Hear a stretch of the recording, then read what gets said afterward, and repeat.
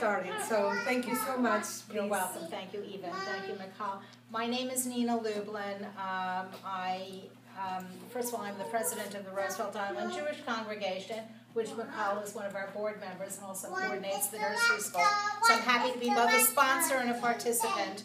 I am not a parent, but I have spent the last 40 years of my professional life working with families of children with disabilities and special needs.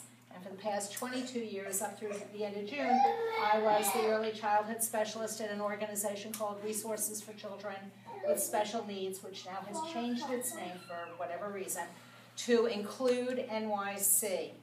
I was invited at the last minute because the parent that does have a child who gets special education services is unavailable.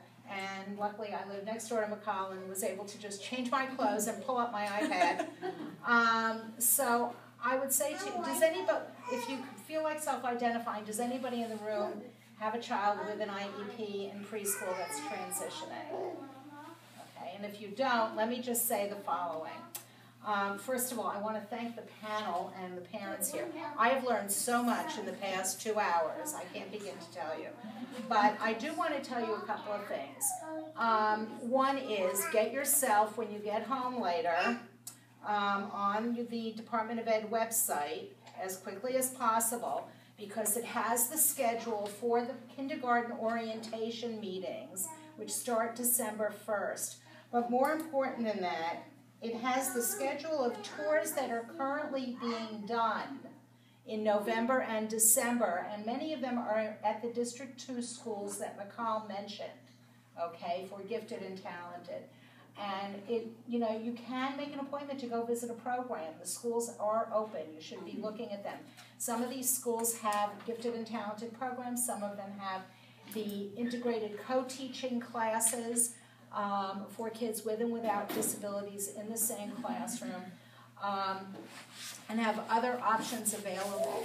I think one of the things that's very hard for families is making sure, if you either know somebody who has a child with an IEP, is that they should be applying to kindergarten no matter what. Because my point of view, from having done this for 22 years, is that everybody who has a child who's turning 5 should have a seat in a school for September, even if it's not going to be the final seat.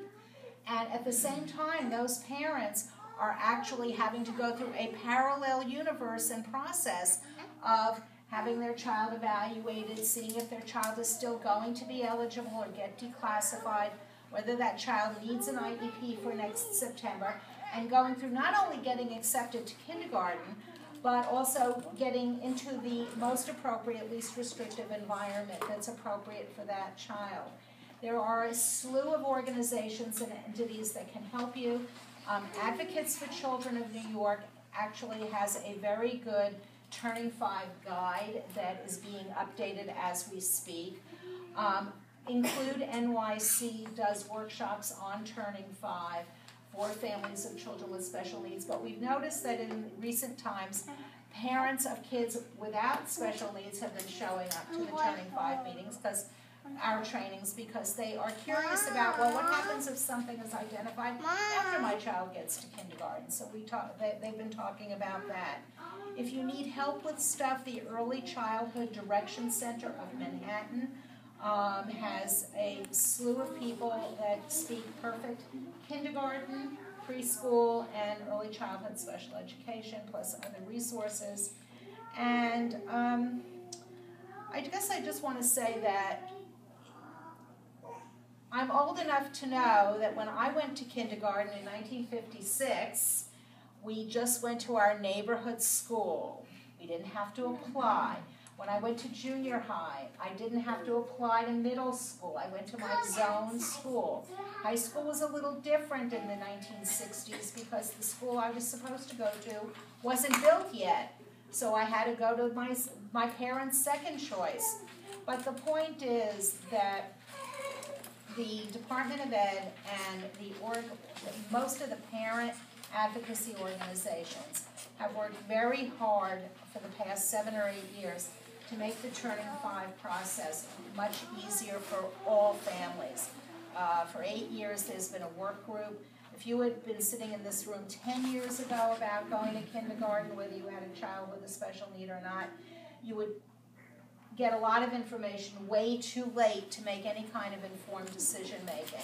There's been a Turning 5 work group made up of attorneys, advocates, parents, and folks from the Board of Ed that have tried to make the process better, which is why you have kindergarten orientation, you have Turning 5 orientation if you're transitioning from special ed, it's why you have tours, and why you have a process. It may not be perfect, but this group of people here can help you, and there's a bunch of organizations that can help you as well. So I know the hour is late, and some of you want to get home to your kids, get them fed before game 5 of the World Series. So I'll stop. But if you have any questions, we have quick questions. I don't want to hold you Can I up. say just one last thing? Yes. A very good website to go to is insideschools.org. Yes. They actually go to every school and write their own review of the schools. They also have a lot of data, and there's an insideschools.org.